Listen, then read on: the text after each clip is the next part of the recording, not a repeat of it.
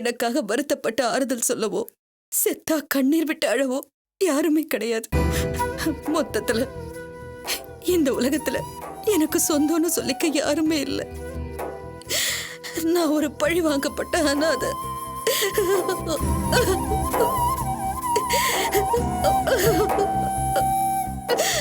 Madam cool down.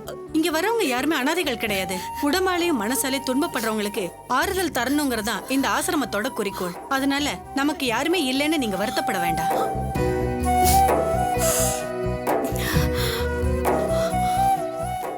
Thanks. எனக்கு ஒரே ஒரு ஹெல்ப் மட்டும் பண்ணுங்க. சொல்லுங்க மேடம். சமீப நாட்கள்ல நான் அனுபவிச்ச வேதனை, வலி, துன்பம் இதுக்கெல்லாம் அளவே கிடையாது. நீங்க சொன்ன மாதிரி நானும் உடம்பாலையும் மனசாலையும் ரொம்ப வேதனைப்பட்டிருக்கேன். ஆண்டவன் எனக்குன்னு இன்னும் எத்தனை நாள் மிச்சம் வச்சிருக்கான்னு தெரியல. அந்த நாட்களையாவது வேதனை இல்லாம கழிக்கணும்னு நினைக்கிறேன். நிச்சயமா மேடம், உங்களுக்கு இங்க எந்த தொந்தரவும் இருக்காது. உங்களுக்குன்னு ஒரு தனி ரூம் கொடுத்துருவோம். அங்க உங்களுக்கு தேவையான எல்லா வசதிகளும் இருக்கும். ஆனா அதுக்கு கொஞ்சம் கூடுதலா செலவாகும். காசை பத்தி நீங்க கவலைப்படாதீங்க. எனக்குன்னு என்னோட பேர்ல கொஞ்சம் டெபாசிட் பண்ணி வச்சிருக்கேன். இப்ப எனக்கு தேவை நிம்மதி. தனியா தொந்தரவு இல்லாம எனக்குன்னு ஒரு ரூமை ஒதுக்கி கொடுத்துருங்களேன். ஓகே மேடம், அப்படியே பண்ணிடலாம். அப்புறம் ஒன் மோர் ரிக்வெஸ்ட். சொல்லுங்க மேடம். என்ன தேடி யாரும் வரமாட்டாங்கன்னு தான் நினைக்கிறேன். அந்த அளவுக்கு என் மேல அனுதாபம் காட்டுறவங்க யாரும் கிடையாது. சப்போஸ் யாராவது வந்தாங்கன்னா நான் இங்க இருக்கிறத பத்தியோ எனக்கு என்ன ஆச்சுங்கிறத பத்தியோ எந்த தகவலும் சொல்லாதீங்க. அது என் ஹஸ்பண்டாவே இருந்தாலும் சரி. ஓகே மேடம், நீங்க இங்க இருக்கிற வரைக்கும் உங்களோட பிரைவேசி எந்த விதத்திலயும் பாதிக்கப்படாது. உங்களுக்கான ரூம் அலாட் பண்ணிட்டு தகவல் சொல்றேன்.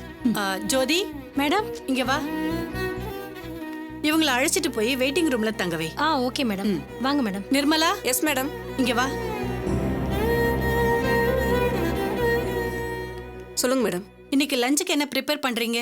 இன்னைக்கு புதுசா திறக்கிற ஒரு ஹோட்டல்ல இருந்து லஞ்ச் ஸ்பான்சர் பண்றதா சொல்லியிருக்காங்க மேடம். கனகன்னு ஒருத்தர் ஃபோன் பண்ணி சொன்னார் மேடம். ஓ அப்படியா? அப்படின்னா அவர்கிட்ட ஃபோன் பண்ணி கன்ஃபார்ம் பண்ணிக்க. அவர் கொண்டு வரது உறுதி ஆயிட்டா ரமணன் கிட்ட சொல்லி லஞ்ச் ரெடி பண்ண வேண்டாம்னு சொல்லு. ஓகே மேடம், நான் வரேன் மேடம்.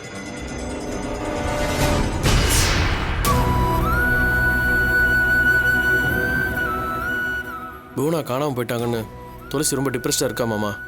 நம்மளால தான் இப்படி ஆயிடுச்சோன்னு ரொம்ப கில்ட்டியாக ஃபீல் பண்ணுறா. என்னதான் மனுஷங்க நம்ம தெளிவாக பிளான் பண்ணாலும் விதிப்படி தான் நடக்குது. புவனா வீட்டு விட்டு வெளியே போனதுக்கோ இல்லை அவங்களுக்கு கேன்சர் வந்ததுக்கோ நீ எந்த வகையிலும் காரணம் உங்களுக்கு எவ்வளோ எடுத்து சொல்லி அவங்க புரிஞ்சிக்க மாட்டேங்கிறா. நீங்களால அவருக்கு எடுத்து சொல்லுங்க மாமா. அதான் நீங்களே சொல்லிட்டீங்களே மாப்பிள்ள. நல்லதும் கெட்டதும் அவங்களா தேடிக்கிறதானே தவிர மற்றவங்களால வர்றது கிடையாது. புவனா தான் பண்ண தப்புக்கான தண்டனையை தான் இப்போ அனுபவிச்சுட்டு இருக்கா. இதுல துளசி ஒரு கருவியா வேணா இருந்துக்கலாமே தவிர மற்றபடி அவ கெட்டதுக்கு காரணமா துளசி ஒரு காலம் இருக்க முடியாது. ஏம்மா துளசி, இதுல ஓன் தப்பு என்னமா இருக்கு? அவளுக்கு நியாயமா என்ன தண்டனை கிடைக்கணுமோ அதுதான் கிடைச்சிருக்கு. அவளோட ஆணவத்துக்கும் திமிர்த்தனத்துக்கும் பண்ண பாவத்துக்கும் எப்போ தண்டனை கிடைச்சிருக்கணும். ஆனா காலம் கடந்தாவது இப்ப கிடைச்சிருக்கே, அதை நினைச்சு சந்தோஷப்படுமா? இதுல வருத்தப்படுறதுக்கோ குற்ற உணர்ச்சிக்கு ஆளாறதுக்கோ எதுவுமே இல்ல. புவனா மாதிரி ஒரு பாவிக்கு இது கூட கிடைக்கலன்னா அப்புறம் தர்மம் சத்தியங்கிற வார்த்தைக்கெல்லாம் அர்த்தமே இல்லாம போயிடுமா? அவ பண்ண பாவத்துக்கு இது கூட பத்தாதுமா.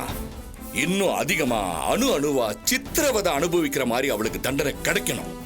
அப்பதாமா பாவம் பண்றவங்கலாம் அதை பார்த்து பயப்படுவாங்க. நீ வேணா பாத்துக்கிட்டே. அவளுக்கு அல்ப ஆயுசுனாலும் நரக வேதனையை முழுசா அனுபவிச்சுட்டு தான் சாவா. அவளோட ஒவ்வொரு அங்கமும் புத்துநோயால பாதிக்கப்பட்டு அங்கமா வெட்டி துள்ள துடிக்கத்தான் சாவா. அவ அப்படி செத்தாதாமா தப்பு செய்யறவங்களுக்கு தண்டனை நிச்சயம் என்னால ஏத்துக்க முடியும். என்னடா அப்பா இப்படி பேசிட்டு இருக்காருன்னு நினைக்கிறியாமா? நான் அந்த அளவுக்கு அவளால பாதிக்கப்பட்டிருக்கேன். பணத்துக்கு ஆசைப்பட்டு என்ன பணமாக்கிட்டு போயிட்டாளேம்மா. அவளாவது இப்ப சாவ கிடக்கிறா. ஆனா நான் அவளால எப்பவோ செத்து போயிட்டேம்மா. எப்பவோ செத்து.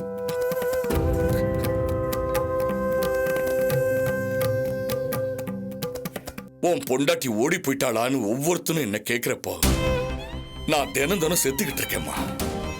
அன்னைக்கு நான் பட்ட அவமானத்துக்கும் வேதனைக்கும் அவ பதில் சொல்லித்தாகணும். நான் விட்ட கண்ணீர் அவளை சும்மா விடாதம்மா. அவளை கதற கதற கொன்னு பழி தீர்த்துக்கும். மாமா இப்போ எதுக்கு தேவையில்லாம இவ்வளோ டென்ஷன் ஆகுறீங்க? கொஞ்சம் ரிலாக்ஸ் ஆகுங்க ப்ளீஸ். அவளால வாழ்க்கை பூரா நான் கூனி குறுகி நின்னுட்டு இருக்கேன் மாப்ள. அந்த ஆதங்கம் சொல்லி தீராது.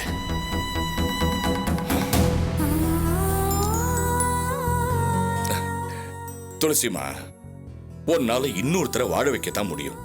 நீ ஏன் நினைச்சாலும் யாரையும் கெடுக்க முடியாது. நீ அவளை உறவே இல்லாத அனாதையாக்கி வீட்டை விட்டு வெளியில அனுப்புறேன்னு சவால் விட்டது உண்மையா இருக்கலாம். ஆனா அது உன்னால முடிஞ்சுதா பாத்தியா? அப்படி ஒரு பாவத்தை நீ பண்ணிடக்கூடாதுன்னுதான் இயற்கையா பார்த்து அவளுக்கு ஒரு கொடுமையான நோயை கொடுத்துருக்கு. நீ அடுத்தவங்களை வாழ வைக்கிறதுக்குன்னு பிறந்தவா. மாப்பிள்ளையோட தங்கச்சிய அவ புருஷனோட சேர்த்து வைக்கணும்னு நீ நினைச்ச. அது உன்னால முடிஞ்சது. நீ அப்பாவி பொண்ணுமா, உனக்கு அழிக்க தெரியாது, வாழ வைக்கத்தான் தெரியும். அதனாலதான் சொல்றேன், பூனா காணாம போனதுக்கும் அவளுக்கு நோய் வந்ததுக்கும் நீ காரணம் இல்ல. தேவையில்லாம ஏன் மனசை போட்டு குழப்பிக்கிற? தைரியமா இரு.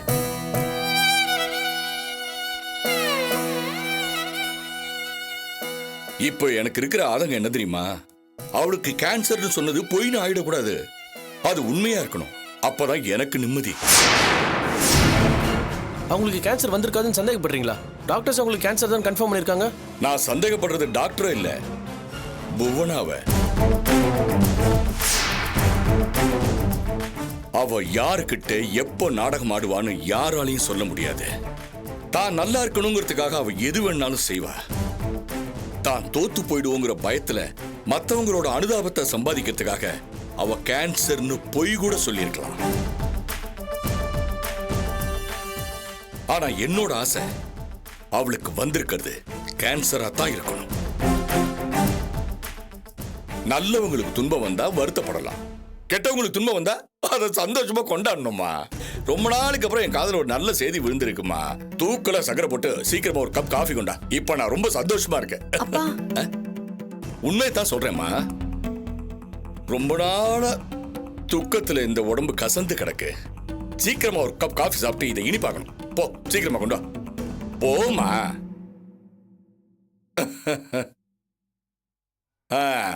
மாப்ள, அப்புறம் பாட்டி, நான் எது சரி எது தப்புன்னு புரியாத குழப்பத்துல இருக்கேன். அதை நீதான் தீர்த்து வைக்கணும். தப்பு பண்ணவங்கள தண்டிக்கிறதுக்கு நாம ஒன்றும் கடவுள் கிடையாது. கடவுளே ஆனாலும் அவங்கள திருத்தலாமே ஒழிய தண்டிக்கிறது எந்த விதத்திலயும் நியாயம் கிடையாது. என்ன பெத்தவங்க 1000 தான் தப்பு பண்ணியிருந்தாலும் அவங்கள திருத்த நான் யாரு? அப்பாவும் அவரும் என்னதான் சமாதானம் சொன்னாலும் நான் செஞ்சது தப்பு தான். ஒரு குடும்பத்தை பிரிக்க நினைக்கிறது பாவம் இல்லையா? அடுத்தவங்க வாழ்க்கையில விளையாடுறது துரோகம் இல்லையா? எனக்கு கெட்டப்புறம் தான் பாட்டி புத்தியே வந்திருக்கு. அவங்க கிடைச்சா மட்டும்தான் என் மனசுல இருக்கிற பாரம் குறையும். நீதான் எனக்கு இந்த விஷயத்துல துணையா இருக்கணும். என்னை தவிக்க விட்டுறாத பாட்டி, ப்ளீஸ். ஏதாச்சும் உதவி பண்ணு. மாப்ள, தேவையில்லாம வருத்தப்படாதீங்க. இனிமே அவ விஷயத்துல நீங்க தலையிடாம இருந்தாலே போதும். துளசி, தேவையில்லாம மனசை போட்டு ரொம்ப குழப்பிக்காத, சரியா? அவ பாவத்தை பண்ணி பண்ணி குப்பை ஆயிட்டாமா. அதான் இப்ப பத்தி எரிஞ்சுக்கிட்டு இருக்கா. ஆனா பத்த வச்சது நீ இல்ல, அவ பண்ண பாவம் தான் அவளுக்கு நெருப்பு வச்சிருக்கு. அவ செத்தாதான் என்ன? இந்த ஊர் உலகத்துல ஒரு நல்லது நடந்ததா நீ நினைச்சுக்க. நான் அப்படித்தாம நினைக்கிறேன். நீயும் அப்படி நினைச்சாதான் உன் மனசுல இருக்கிற பாரம் குறையும். புரியுதா?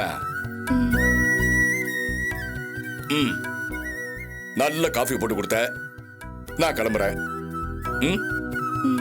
மாப்ள, பட்டுமா? சரி மாமா.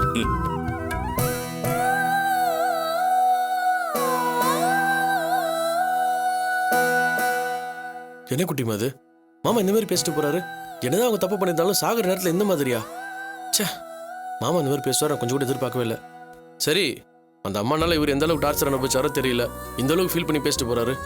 ஐயோ, இங்க இருந்தாலும் பைத்தியமே பிடிச்சிரும் போல இருக்கு. வா, கலங்க வெயிட் பண்ணிருப்பான். அவன் கடை பண்ணிக்கு சாப்பாடு தீர்த்துக்கு மேலே போய் சேருவோம். மத நிற்காது, போய் அதை வச்சுட்டு வாப்போ. சே, அங்கே போனாலும் போனா டார்ச்சர் குறைதான்னு பார்ப்போம்.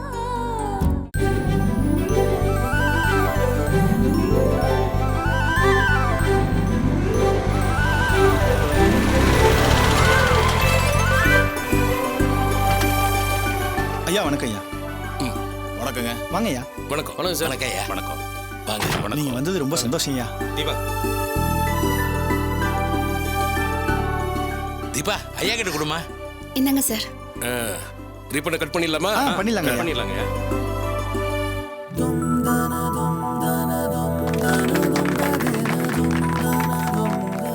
கடவுளை நினைச்சுக்கிட்டு உள்ள வாங்க. வியாபாரம் அமோகமா நடக்கும், லாபமும் நல்லா கிடைக்கும். பெரியவங்க முதல்ல நீங்க உள்ள வாங்க ஐயா. நான் தான் வந்துட்டேனே, அவங்களையும் வர சொல்லுங்க. வாங்க ஐயா, எல்லாரும் வாங்க சார். வாங்க சார், வாங்க.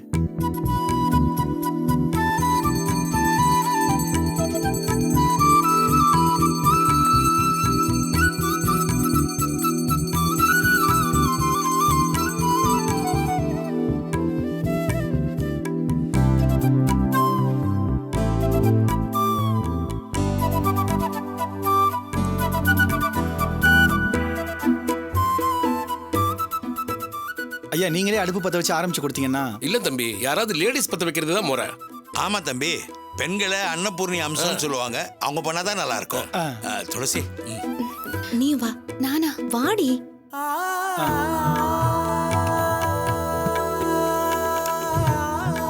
மாஸ்டர் இதை பாத்துக்கங்க. சரிப்பா. நன்றி சார். தம்பி வாழ்த்துக்கள், அமோகமா வருவீங்க. ஐயா முதல்ல இந்த ஸ்வீட் எடுத்துக்கங்க. நன்றிங்க தம்பி. நீங்க ஸ்வீட் எடுத்துக்கங்க. எடுத்துக்கங்க.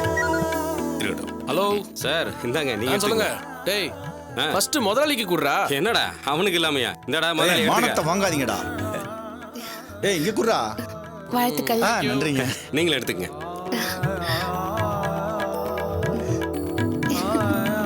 வாடா டேய், அங்க வெளிய வெயிட் பண்றேன். வா. அப்புறம்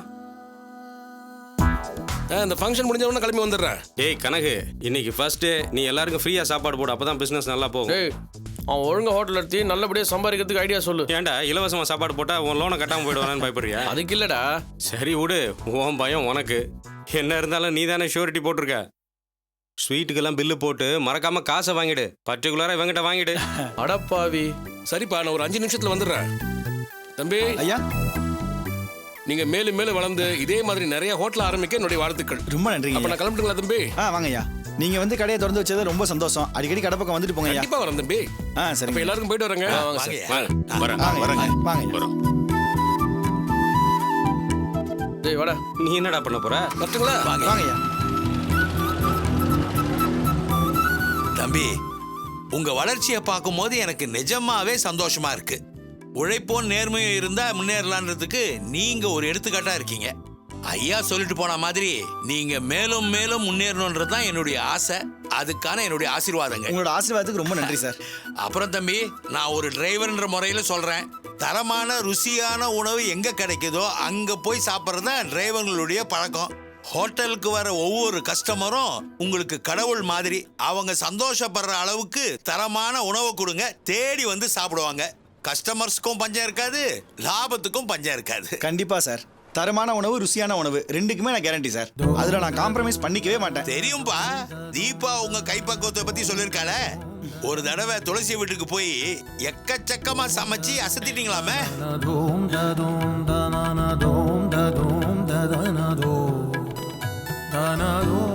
தம்பி, ஜெயிக்கிறத விட அதை தக்க வச்சுக்கிறது தான் ரொம்ப பெரிய விஷயம். கடைசி வரைக்கும் இதே நிதானத்தோட இருக்கணும்.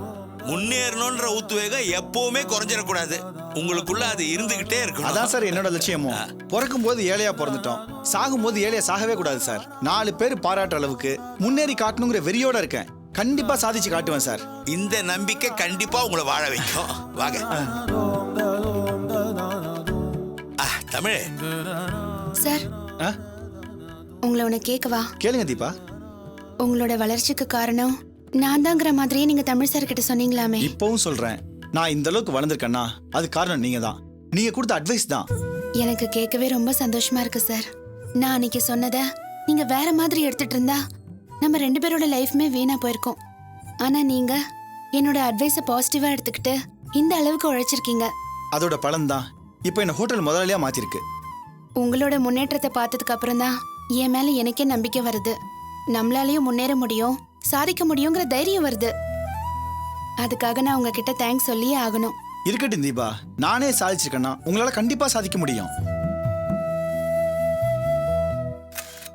ஏய் வாடா, முதல் நாள் சாப்பாடு ஃப்ரீயா போகணும்னு சொன்னேன்ல, கிளம்பு போலாம். எங்கடா? ஆர்கே நகர் ஒரு ஆசிரமம் இருக்குடா, அங்கதான். அங்கே எதுக்குடா? அங்கதான்டா கேன்சர் பேஷண்ட்லாம் தங்கியிருக்காங்க.